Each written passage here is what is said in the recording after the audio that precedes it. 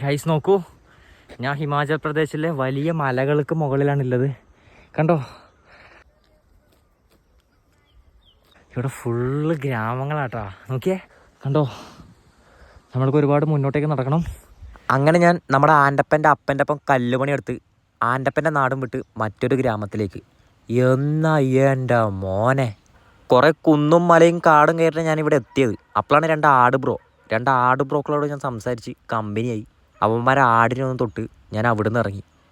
നല്ല അടിപൊളി കൃഷിസ്ഥലവും അതുപോലെ തന്നെ അടിപൊളി ഗ്രാമീണ വീടുകളും ഗ്രാമീണ ജനങ്ങളും.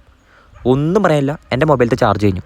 അപ്പം തന്നെ ഞാൻ ചാർജ് കുത്താൻ വേണ്ടി ഒരു കടയിൽ കയറി. അവിടെ നിന്ന് ഒരു ചായ പറഞ്ഞ് ഇരുന്നിട്ടുണ്ടെങ്കിൽ അരമണിക്കൂർ ചാർജ് ചെയ്താലോ.